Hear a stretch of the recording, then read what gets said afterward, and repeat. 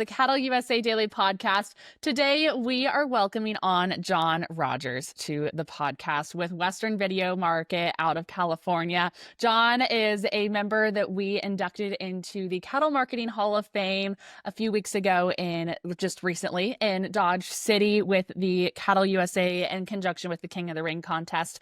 And so after this intro, we are going to go straight into John's introduction and then induction speech that we all got to hear at the induction ceremony. So we're going to go ahead and go into those. And then we have an exclusive interview with John that we are going to round out the podcast with, where for 30 minutes, John and I talk about his story and his legacy that he's left on the industry. And we go into all the detail there. So without further ado, let's go ahead and jump into this podcast. You're first and foremost going to hear his introduction speech given by one of his dear friends to introduce him as a recipient into the Hall of Fame. And then you're going to hear his induction speech that he gave and then go into the podcast. So let's go ahead and hop into those. Please welcome now Celeste Citrini of Citrini Ranches and Turlock Livestock Auction Yard to introduce John Rodgers. Good evening.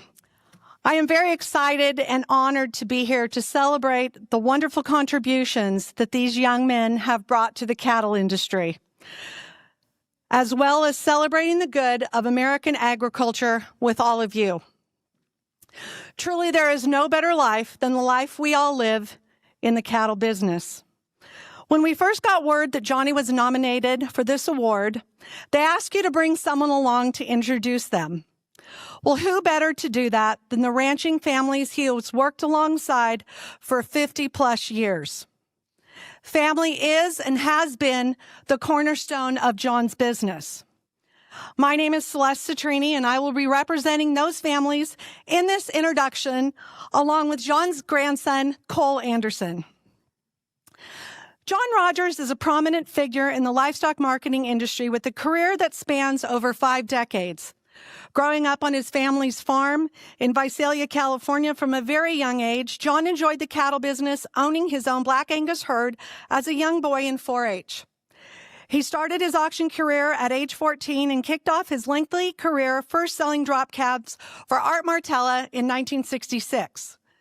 This is just what he needed to get the ball rolling in the auction business, from there working for and besides numerous influential livestock auctioneers. He worked hard on his cattle marketing and auction skills and went on to win the prestigious title of World Champion Livestock Auctioneer in 1986. John's expertise and passion for the cattle business led him to purchase and operate the Stockman's Market Auction Yard in Visalia from 1978 to 1994, and he continues to trade cattle under that same name today. In the early 1980s, John ventured into video marketing, collaborating with renowned auctioneer Skinner Hardy in 1982. This innovation continued into 1988 when, with the help of Russell Sablicki, Leroy Pimentel, and Richard Stober. These efforts laid the foundation for the creation of Western Video Market in 1990, alongside business partners Ellington and Andy Peak. Western Video Market revolutionized the industry by connecting sellers and buyers nationwide through satellite and internet broadcasts, and today it remains the second largest livestock video auction company in the USA, selling over 400,000 head of cattle and sheep annually. John Rodgers' commitment to the livestock industry is widely recognized. He has been honored multiple times for his contributions, including being named Cattleman of the Year by the Tulare County Cattlemen's Association not once, but twice, California Livestock Marketing Association Friend of the Industry, and being inducted recently into the California Angus Hall of Fame for his work with purebred Angus sales and keeping Angus calves at the forefront of the video. Although John has retired from auctioneering, he remains actively involved in Western Video Market and continues to contribute to the industry, mentoring young auctioneers with his work with fellow world champions, Colonel Max Oliveira and Colonel Ralph Wade, through their Champions Chant bid calling seminar each year. Well, enough of all of that. What did the families have to say? And we had a number of families that called and shared their thoughts, and we'd like to share a few of those this evening. From O'Neill Ranch, Betsy and Gary Cardoza had to say, it's been a pleasure to work with John in marketing our calves through Western Video Market for the past 36 years. Not only has Johnny marketed our commercial cattle, but was there at the start of our annual bull sale over 20 years ago. We consider Johnny a part of our family and would not have the success we have today without his guidance and support. Our family is honored to have Johnny Rodgers in our corner for all of our marketing needs. Jill Healy of Lazy JT Land and Cattle had to say, I've known John for over 25 years, and from day one, he told me that the Lazy JT Ranch was in good hands. After 25 years, we are still with John as our cattle rep, and year after year, we get amazing exposure to potential buyers, new and on repeat. I am so honored to have him talk the market and talk about our cattle. I know that what he told me 25 years ago still stands true, that we are in good hands. He knows his business. Thank you, Johnny, for all that you do for us. You go above and beyond what we expect, and you get good results. So well deserved. Susan Cochran.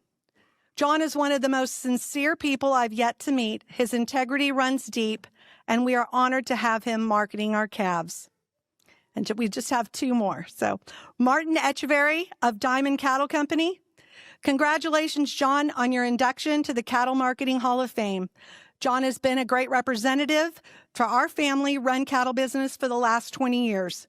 He has guided us in the ups and downs of the market, and we so appreciate his expertise in the industry. Thank you, John, for your continued support and friendship, Mark and Martin Echeverry.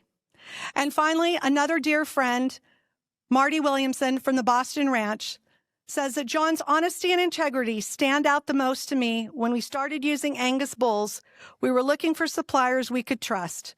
John introduced us to some breeders that we still do business with today, over 30 years later. It shows me that good people trust and respect him as much as I do. Johnny has marketed our cattle for my entire career at the Boston Ranch. And one last deal, John is really committed to the future of the cattle marketing business and to agriculture. And recently I got a note on social media from Gabrielle Nevin of the Nevin Cattle Ranch. She said, it's so nice to hear encouragement from John's generation to our younger generation. We have struggled wondering if we should sell our cow herd, and it's nice to hear encouraging words to keep us going. John values the younger generation and wants to help us succeed. And for his official introduction and to welcome John to receive his honor is grandson Cole Anderson. Congratulations, Papa, on a well-deserved honor. We are so proud of you for all you do for so many ranching families. Congratulations. Well, I told myself I wasn't going to get emotional and cry when I got up here for the real. Thank you, Celeste, very much. Celeste Citrini, one of the leaders in California Ag and former president of the California Women's for Ag, and knows everybody in the world. We're out to dinner last night over here, 17 or 1,800 miles from home. Across the room at another table, Celeste says, I think that lady's from Madera, California. And I thought, not likely. Well, I was dead wrong. So Celeste knows everybody. And thank you, Cole. He read that just the way I wrote it for him. And I will be as brief as an auctioneer can when he's making a speech. And I have a confession to make. And some of you that pay much attention to the contests are aware. I went to 12 contests over 18 years, and I never made a technical error. I was always kind of in there. I wasn't in the top 10 a few times, but normally I had a chance. And keep in mind that out of those 12 times, only one time did I make a technical error. And that was the year I won. And I equate that, like when Roger Maris hit his 61st, if the replay a year later had shown that it curved just slightly over the foul line. That's the way I felt. And I honestly didn't know it I honestly didn't know it that day, and neither did anybody else. Mike Lewis was one of the judges. I got to be a good friend with Mike later, but I didn't know him. I didn't know Walter Britton. I didn't know anybody. And I say today that I was so smooth that nobody noticed it. But I dropped the ball and backed up about $10 a 100, and the tapes did not come out until April. If I'd have known it that night or the next morning, I'd have handed the trophy to Doug Strothhide, who was second, with the idea that I get to go some more. And I eventually, so I've been sorry about that ever since. Now, having said that, I talked to Doug, a year or two after that. He was helping us, well, longer than that, but he was helping us with a video through Crawford Livestock. And I said, I kind of feel bad. And he says, well, you did more for the industry than any of us ever had a chance to do.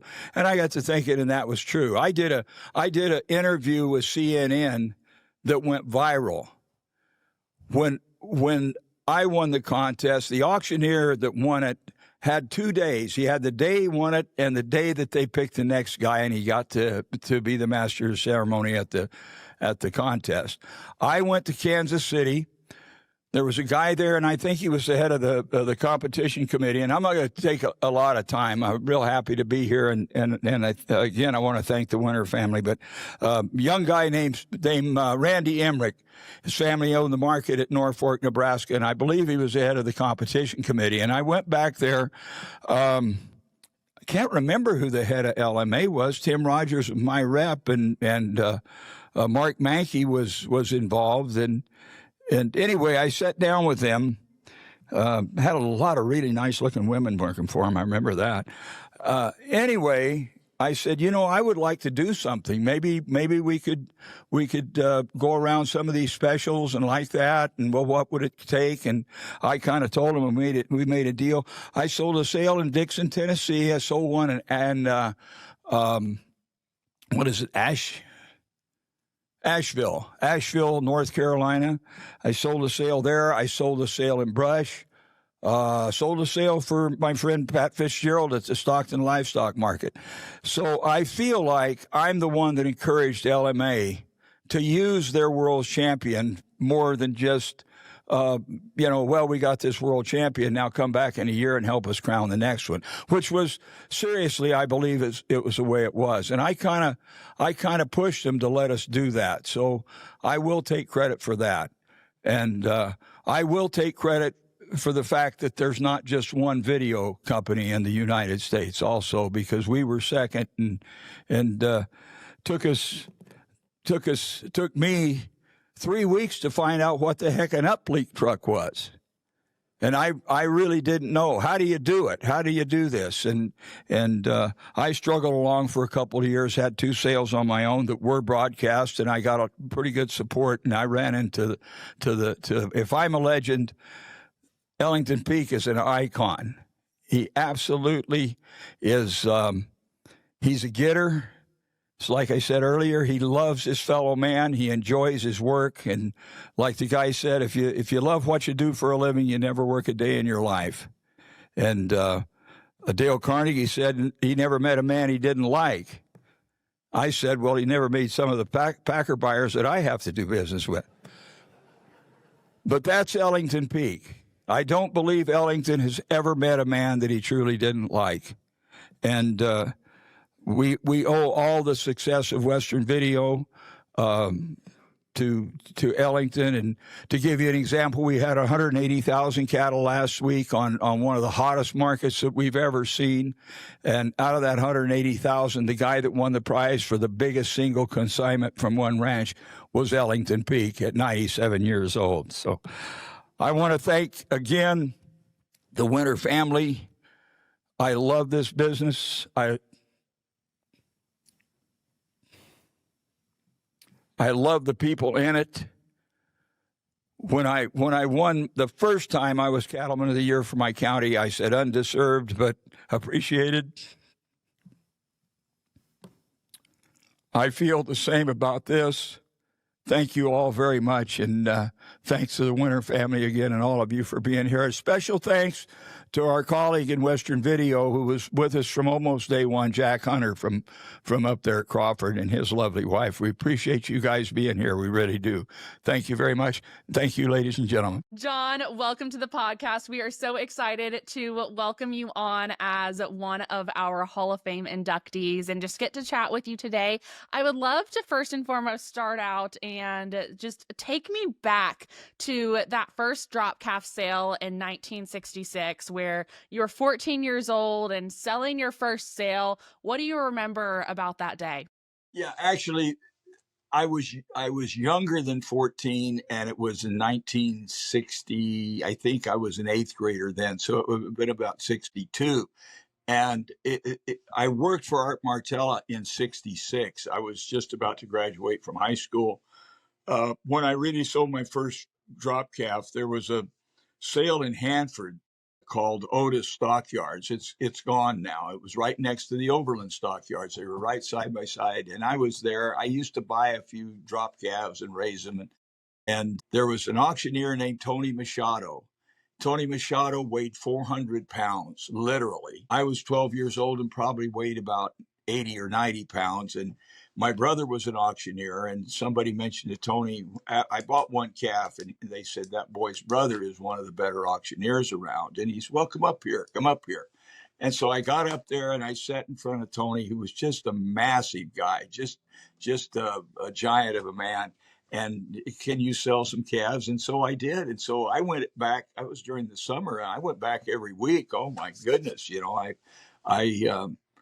That was just a thrill. And I got along well enough to sell some drop calves at 12, and I kind of kept on. And then I was actually 18 in 66 and about to graduate from high school and worked for Art Martella. And in those days, the auction yards got a lot of baby calves, and I got to sell them. And that was kind of my start. I'd worked with my brother at a couple of the sales that he had in Southern California before then, but I got paid to work the ring then. I didn't get paid to auctioneer. So that was the start. And it was thrilling. Gosh, I couldn't wait for Thursdays to get there because that was sale day, and I got to sell some. Wow, that is such a fun and unique story, but also at the same time, I feel like a story that a lot of auctioneers have. You grew up in the sale ring, you grew up around all of it, and you're just inundated, and that was a big part of your life. But throughout your career, you've had a lot of mentors and a lot of people that took a chance on you or helped bring you up and just shape your career that you have right now. I would love to hear about some more of those early years of your career in that aspect. Well, the first guy, of course, my brother, who was a pretty accomplished auctioneer in his day, but he helped me as much as my parents could make him. And the guy that really got me going was Skinner Hardy. And Skinner had been a world champion. He was a world champion in, I believe, 66. And he was in Bakersfield, south of here, about 50 miles or 60 miles, and owned one of the bigger sales yards, biggest auction markets in California. He was always kind of an idol of mine. He was a great auctioneer, had a big voice and a lot of rhythm and all that. And so I kind of followed him. And I finally got a job working with Skinner. And that really is when I really kind of learned if I had a bachelor's degree before then, that gave me a master's degree working with Skinner. And there was a auctioneer that sold a lot of purebred sales in his day and finally got into politics, was an undersecretary of ag, which is Jack Parnell. And Jack helped me a lot. Jack helped me get some sales and like the thing. When I got old enough to kind of start watching the contests and whatnot, Ken Trout comes to mind, and there were a lot of back in your country. Nebraska seems to be the birthplace of a lot of good auctioneers. They have as many world champions as anybody. And there was a guy there that I met through the contest named Ronnie Woodward. And Ronnie's still at 90 something. He's not chasing it, but he still goes down to the Broken Bow auction that he worked at and still takes a turn every once in a while. And Ronnie was just a great auctioneer. So I had the opportunity. I worked for Tom Caldwell, who was the Keeneland thoroughbred sales. I worked at his cattle auction in Southern California 2 summers through my brother, and Tom Caldwell is a renowned thoroughbred auctioneer, and who has passed away. But I learned a lot with him. Really, very intelligent guy, big, good-looking guy, big voice, and like that. If I really start thinking, I can probably think of. I've always watched Ralph Wade. I've always been just amazed at his rhythm and the idea that Ralph is now. I don't want to age him too much, but I think Ralph is 81 or 82. Sounds just like he did the first time I heard him in 1972. Just a tremendous, one of the best bid callers around. Ralph is. All the young auctioneers, even to this day, want to sound like Ralph. Wow, that is just such a list of people that made such an impact on your life. And I know they made an impact on lives of so many other auctioneers as well throughout the industry. And I'm sure that they had a big part in encouraging you when you started the Western video market. I would love to hear about the start of your business and what that all kind of looked like in the early years as well. I think back, I was at the Livestock Marketing Congress in Monterey, California, of all places. LMA sponsored that, and that was where the contest was. And actually the contest back in those days, and that was about 1969 or 70. And the contest was just a part of that Congress. And one of the things they did, and I can remember they had Ken Trout was the auctioneer. A guy named Jack Torpy was the buyer. And the consignor was, you got to bear with me just a minute. I can see this guy, but I'm Jack Swabacker, who owned a large ranch over there. He was the surrogate consignor. And they did this video and they showed it. It was in-house, of course. It was just and showed these cattle. Ken Trout did a faux auction, and Jack Torpy bought them, and Jack Swabacker sold them. And I thought, there it was right in front of me to pursue. And I just thought it was very novel then and all that. Well, it was probably 20 years later that we got serious about doing the videos. And they, again, were in-house. We'd have them, like one of them that I wasn't involved in. I was kind of on the periphery, was at the Madonna Inn in San Luis Obispo, that my good friend Richard Stober and Skinner Hardy, Richard Stober, a guy named G.B. Berry, and Doug White, they put it together. Had about 10,000 cattle then, which was a tremendous amount. And I think that was in 1980. And I was there. Actually, I helped them get a few cattle consigned to that. And they just hit a bad market. They hit a real down. And it wasn't real successful, but it was very interesting. A lot of people looked at it. A few years later, Skinner and I had one together. By that time, I was running a market in Visalia, and he was still in Bakersfield. We were sort of competitors, but we were friendly enough that we had this video together. And it was relatively successful, but there again, it was in-house. And what really launched the videos was, and I got to give credit to the guys that were ahead of me, was Jim Odell and Buddy Jeffers. And they're the ones that tied the satellite to it. And we're out here in California. I didn't know everybody in the Midwest back then in 1986, 7 had a satellite dish. And that's what they broadcast to. They broadcast in what we called then the open. You just got on the channel and there it was.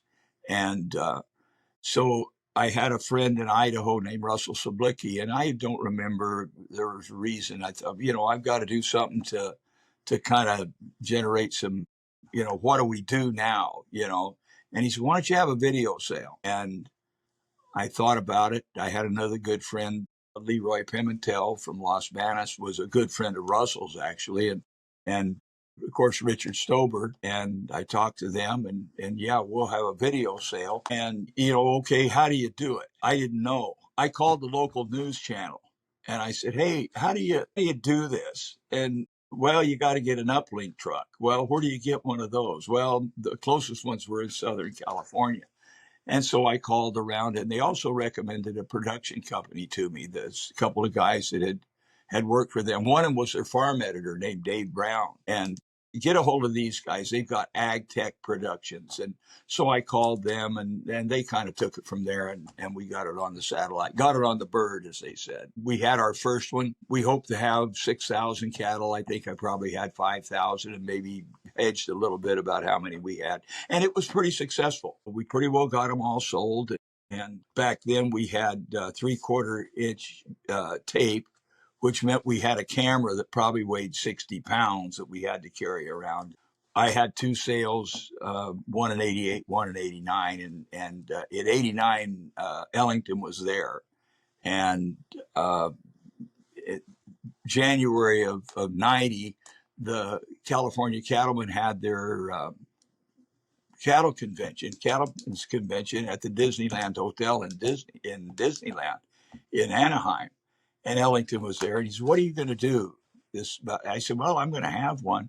He said, "Call Andy." He said, "Maybe Andy and I'll put some cattle in with you." So I did, and Andy and I met up in Stockton, and we kind of wrote down what we were going to do on a napkin. I wished I still had it. I kept it for a long time. And our first sale was again in Visalia in April, and we did have 6,000. And it was successful. We had another one in May up in the Anderson Cottonwood area. We had that one at the off-track betting site at the Anderson Fair because they had the TVs. We didn't have to rent any TVs for that, and Andy was on the fair boards. It just kind of grew from there. And we had planned to have two in the spring, maybe a couple in the fall of the year. And I was driving home from the airport. I had flown with Richard Stober up to the sale that we had in Anderson, and the phone rang, and I just had a cell phone. It was back when they were anchored in the car, they didn't carry them around. And it was a guy that I had tried to do a little business with the year before named Sonny Sanders that ran the Wasna Ranch. And I'd been over there and drove around with him. I didn't get the cattle that previous year. And he says, "When's your next video?" And I'm just on my way home from what I thought was the last one of the spring. And I said, "Well, we were just kind of talking about that today and kind of hemming and hawed around." And I said, "What, have you got something you think you'd like to put in?" He said, "Well, we've got some yearlings." I said, "Well," and I'm just getting ready to say we may not have another one this spring. And he says, "Yeah, I got about 5,000 yearlings." And I said, "Well, when were you thinking you might want to have the next video?" And he wanted to do it kind of the end of that month. It was kind of the 1st of May. And so the end of May, we had the other one. It was really successful. The market was really strong. And that's really what launched us, was that third video that we had one consignment of, I don't remember if there was exactly 5,000, but there was enough to have a sale, and built around that. From that, Ellington got real enthused. And he said, "Let's go up to Esquagas and see John Esquaga that owned the Nugget Casino. Maybe we'll have one there." And that's when the July sale was born. So everything just kind of came together, and we made it work. And it was, for several years, it was really good and really fun. And I say the cattle business is a lot of ups and downs, and it used to seem like there were more downs than ups, but now we're kind of on the escalator right now. Everything is, as I tell anybody that asks me, everything's coming up roses right now. So that's the way we started. Wow, that's amazing. Looking back on the business and all the success that you guys have had over the past few decades, what is the thing that you're most proud of with that business?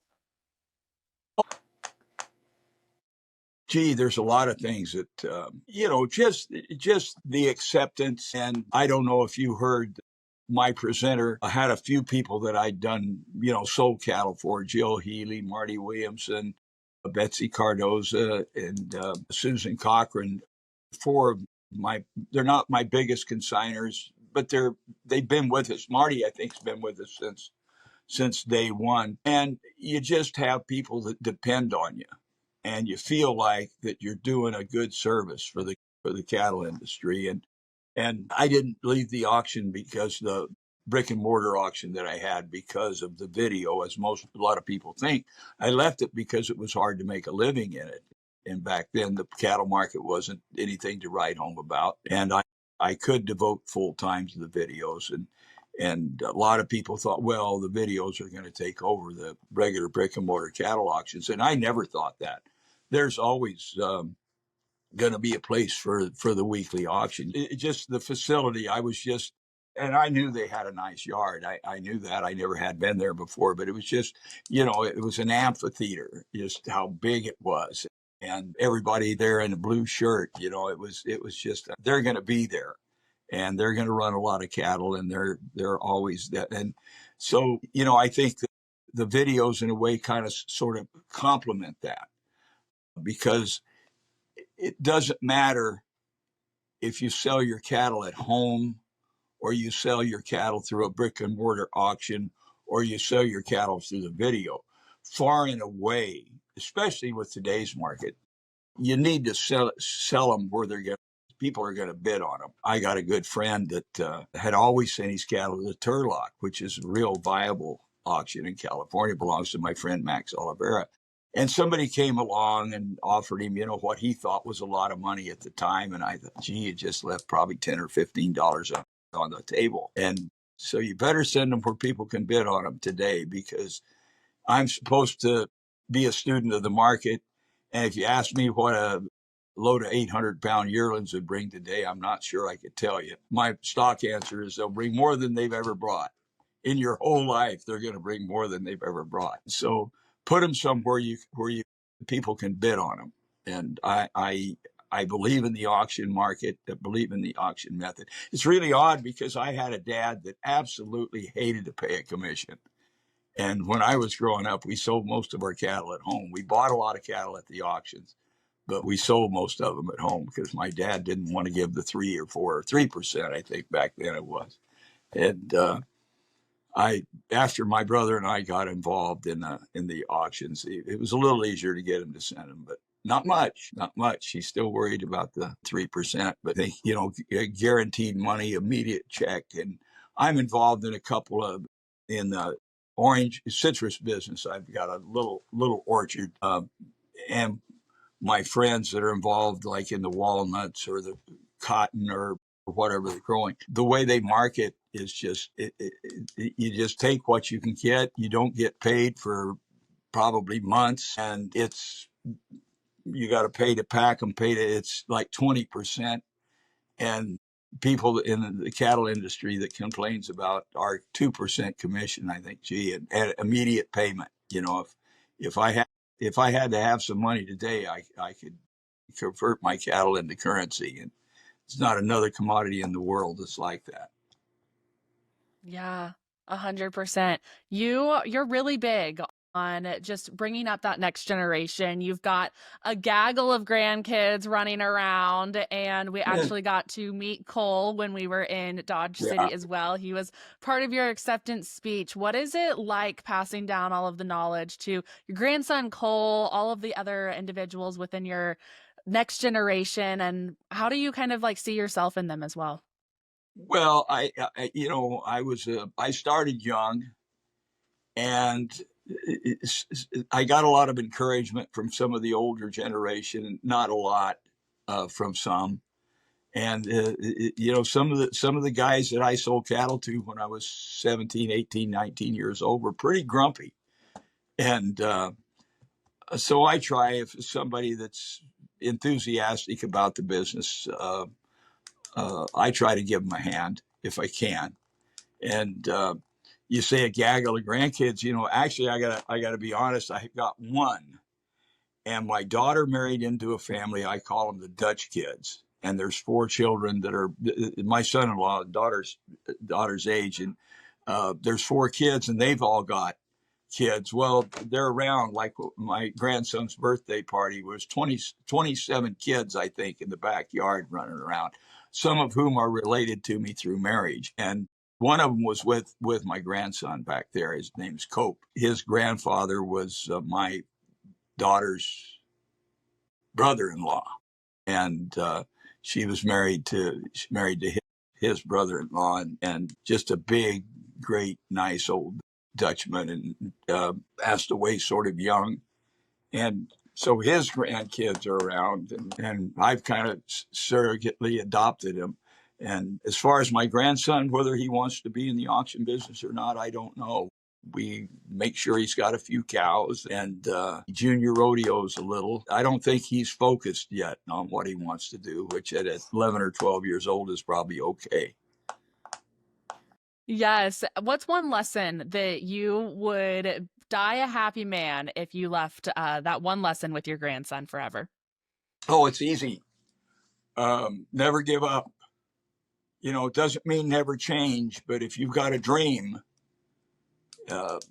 try to live that dream, and you endeavor to do something, whether it's build a video business or own a ranch or whatever it is. Don't give up on your dreams. Is there anything else that you would like to leave with our listeners today? One question that comes up every day with me now when you're talking to customers, buyers, sellers, whatever, is how long is this market gonna last? And I don't know. It's higher than I thought it would get to begin with. I hope it lasts.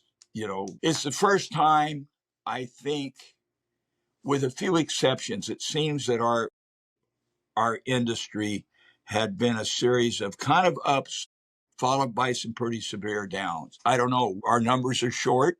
I think that's evident by the fact we saw millions of acres of grass and very few cattle in our trip through Kansas. I think the market has some legs to it. It obviously does.